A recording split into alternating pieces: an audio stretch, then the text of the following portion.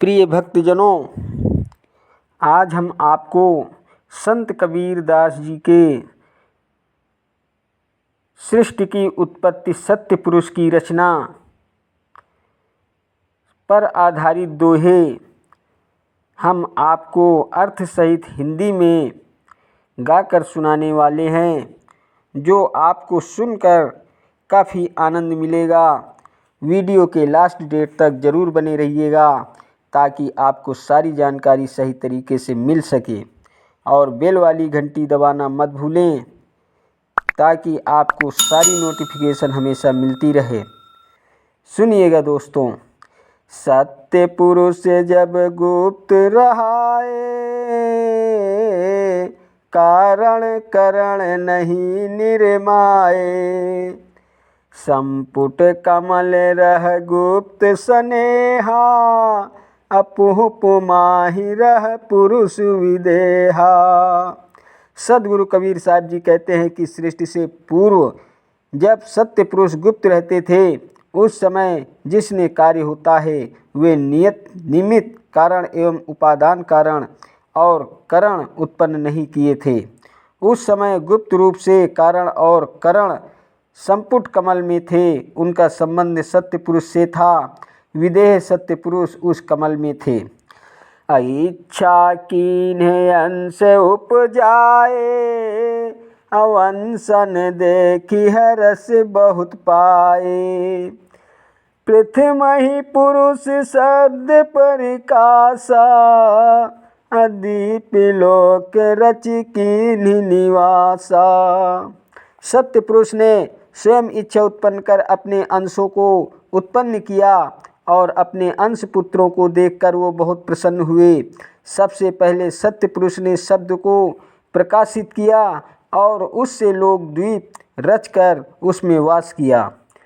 चारि कर सिंहासन कीन्हा, अता पर पुहुप दीप कर चीन्हा।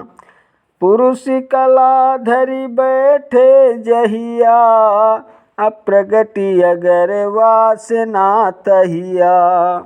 फिर सत्य पुरुष ने 4 पायों वाले एक सिंहासन की रचना की और उसके ऊपर पुण्य द्वीप का निर्माण किया। जब सत्य पुरुष अपनी समस्त कलाओं को धारण करके उस पर बैठे, तब उनसे अगर वासना प्रकट हुई। सहस 88 दीप रचि राखा, अपुरुष इच्छा ते सब अभिलाखा। सबय द्वीप रहे अगर समाई, अगर वासना बहुत सुहाई। सत्य पुरुष ने अपनी इच्छा से सब कामना की और उनसे 88,000 द्वीपों की रचना की। उन सभी द्वीपों में वो चंदन जैसी सुगंध समा गई जो बहुत अच्छी लगी। दूजे शब्द जो पुरुष प्रकाशा, अनिक से कूर्म चरण गहियासा। तीजे शब्द जो पुरुष उचारा, अज्ञान नाम सुत उपजै सारा। टेक चरण सम्मुख हुए रहूँ, आज्ञा पुरुष दीप तिन दहूँ। सत्य पुरुष ने जब दूसरे शब्द को प्रकाशित किया, उससे कूर्म नाम के सुत प्रकट हुए और उन्होंने विश्वास करके सत्य पुरुष के चरणों को पकड़कर प्रार्थना की। जब सत्य पुरुष ने तीसरे शब्द का उच्चारण किया तो उससे ज्ञान नाम के सुत उत्पन्न हुए, जो सब सुतों में श्रेष्ठ थे। ज्ञान नाम के सुत सत्य पुरुष के चरणों में सिर नवाकर सामने खड़े रहे। तब सत्य पुरुष ने उनको एक द्वीप में रहने की आज्ञा दी। चौथे शब्द भय पुण्य जबहि, अविवेक नाम सुत उपजै तबहि। पांचवे शब्द जब पुरुष उचारा, अकाल निरंजन भव अवतारा। सत्य पुरुष ने जैसे ही चौथे शब्द का उच्चारण किया, तब ही विवेक नाम के सुत उत्पन्न हुए। सत्य पुरुष ने जब पांचवें शब्द को पुकारा तो उसके काल निरंजन का अवतार हुआ। तेज अंग ते काल है आवा, अताते जीवन कह संतावा। जीव रायन से पुरुष का आही, आदि अंत को जानत नाही। काल निरंजन अत्यंत तेज अंग वाला होकर आया। उसी ने अपने उग्र स्वभाव से सब जीवों को कष्ट दिया है। जीव सत्य पुरुष का अंश है। जीव के आदि अंत को कोई नहीं जानता है। जीव नित्य अविनाशी है। यह आदि अंत से रहित शाश्वत है। नाशवान का आदि अंत एवं जीवन मृत्यु होती है, परंतु यह तो अजन्मा है। छठे शब्द पुरुष मुख भाषा, अप्रकट सहज नाम अभिलाषा। सतय शब्द भयो संतोषा, दीनो दीप पुरुष परितोषा। सत्य पुरुष ने जब इच्छा कर मुख से छठे शब्द का उच्चारण किया तो सहज नाम के सुत प्रकट हुए। सातवें शब्द के उच्चारण से संतोष नाम के सुत उत्पन्न हुए, जिनको सत्य पुरुषों ने उपहार में द्वीप देकर संतुष्ट किया। आठवें शब्द पुरुष उचारा, असुरति स्वभाव द्वीप बैठारा। नवमें शब्द आनंद अपारा, दसवें शब्द क्षमा अनुसारा। जब सत्य पुरुष ने आठवें शब्द का उच्चारण किया तो उससे सुरति स्वभाव नाम के सुत उत्पन्न हुए। उन्हें भी एक द्वीप में बैठा दिया। नए शब्द के उच्चारण से आनंद अपार नाम के सुत हुए तथा 10वें शब्द के उच्चारण के अनुसार क्षमा नाम के सुत उत्पन्न हुए। 11 शब्द नाम निष्कामा, 12 शब्द जल रंगी नामा। 13वें शब्द अचिंत सुत जाने, 14वें शब्द सुत प्रेम बखाने। 11वें शब्द के उच्चारण से निष्काम नाम और 12वें शब्द के उच्चारण से जल रंगी नाम के सुत उत्पन्न हुए। उनके 13वें शब्द के उच्चारण से अंचित नाम और 14वें शब्द के उच्चारण से प्रेम सुत नाम के सुत उत्पन्न हुए। 15वें शब्द सुत दीन दयाला, 16 शब्द में धीराज विशाला। 17वें शब्द सुत योग संतायन, एक नाल षोडश सुत पायन। 15वें शब्द दीनदयाल नाम के सुत और 16वें शब्द में धीरज नाम के विशाल सुत उत्पन्न हुए। 17वें शब्द के उच्चारण से योग संतायन सुत उत्पन्न हुए। एक ही नाल से सत्य पुरुष के शब्द उच्चारण से 16 सुतों की उत्पत्ति हुई। शब्द ही ते भयो सुतन अकारा, शब्द ते लोक दीप विस्तारा। अग्र अमी दिव्य अंश आहारा, अदीप द्वीप अंशन बैठारा। सत्य पुरुष के शब्द से ही उन सुतों के आकार का विकास हुआ और शब्द से ही समस्त लोक द्वीपों का विस्तार हुआ।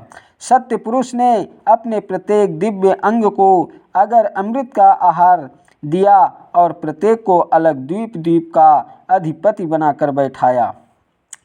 अंसन शोभा कला अनंता, अहोते तहाँ सुख सदा बसंता। अंसन शोभा अगम अपारा, कला अनंत को वर्णय पारा। सत्य पुरुष के उन अंशों को की शोभा एवं कला अनंत है। वह उनके द्वीपों में सदा माया रहित अलौकिक सुख रहता है। उन अंशों की शोभा मन से परे अद्भुत असीम है और उनकी अनंत कला का वर्णन करके कौन पार पा सकता है।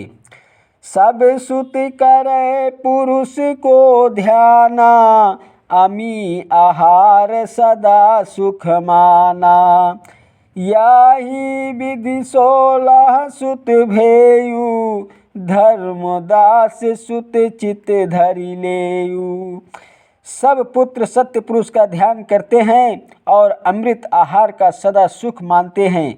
इस प्रकार सत्य पुरुष से 16 सुत उत्पन्न हुए। हे धर्मदास, तुम इस आदि सृष्टि के वर्णन को अपने मन में धारण करो।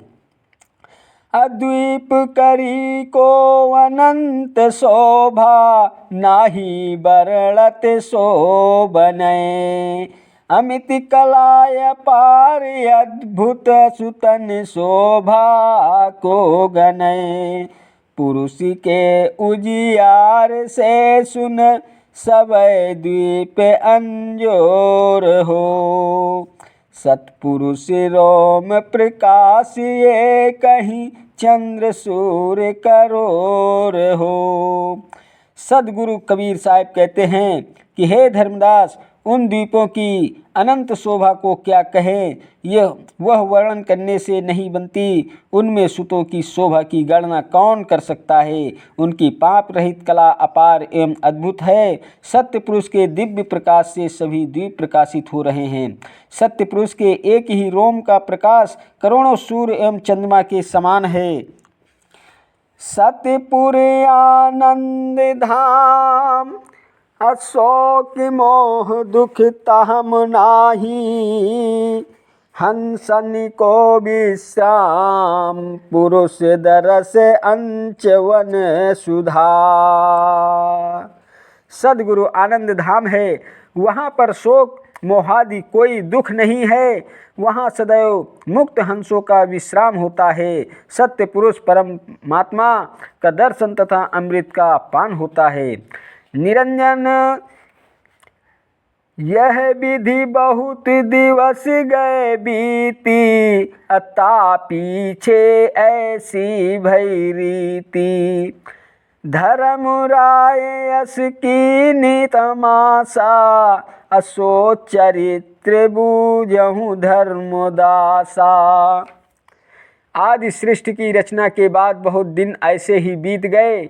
फिर उसके पीछे ऐसा हुआ कि धर्मराज ना ऐसा तमाशा किया कि हे धर्मदास, तुम उस चरित्र का समझो जानो।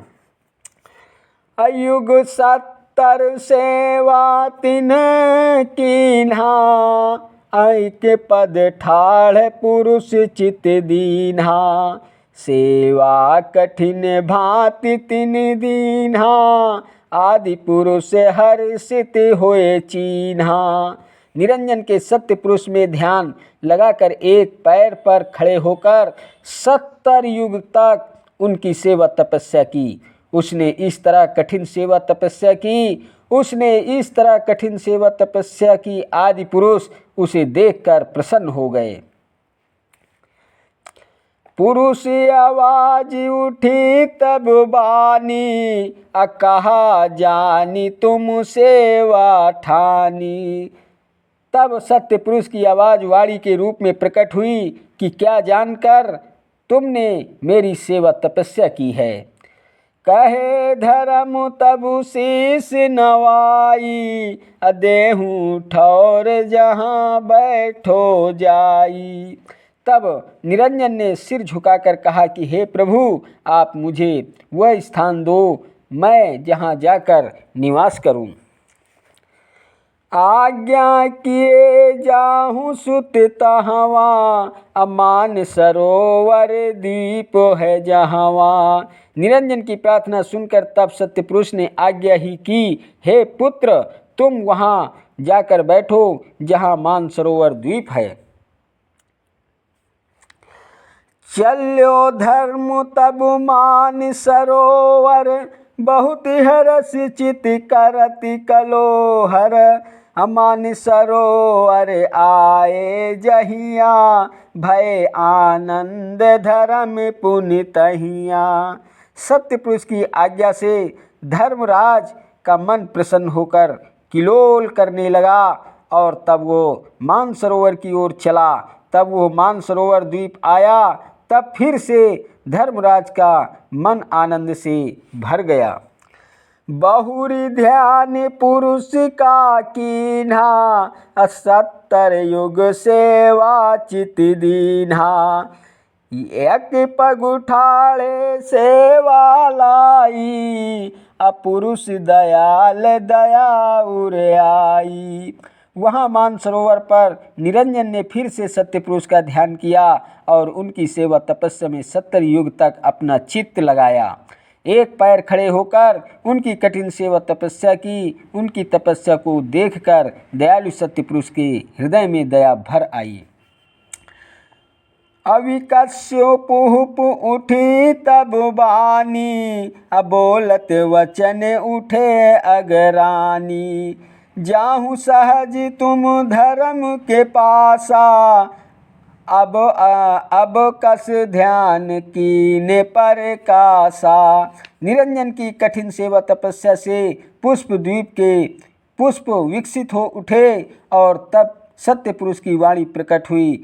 उनके वचन बोलते ही वहाँ सुगंध भर उठी। सत्य पुरुष ने सहज सुत से कहा, हे सहज, तुम निरंजन के पास आओ जाओ। अब उसने किस लिए ध्यान तप किया है? सेवा बहु कीन्हा धर्म राऊ, दियो ठौर वही जहाँ रहाऊ। अब को चाहे पूछो जाई, जो कहूँ कहे सो देव सुनाई। निरंजन ने बहुत सेवा तपस्या की, इसलिए उसे वही स्थान दिया है जहाँ वह रहता है। तुम उससे आकर पूछो कि अब वो क्या चाहता है। वो जो कुछ चाहता है उसे आकर तुम मुझे सुनाओ। दोस्तों, ये वीडियो सुनकर आपको कैसी लगी? यदि अच्छी लगी हो तो वीडियो लाइक, शेयर और सब्सक्राइब जरूर कीजिएगा। धन्यवाद देता हूँ आप सभी को, मेरा यूट्यूब वीडियो देखने वाले दोस्तों को। नमस्कार दोस्तों, जय हिंद, जय भारत।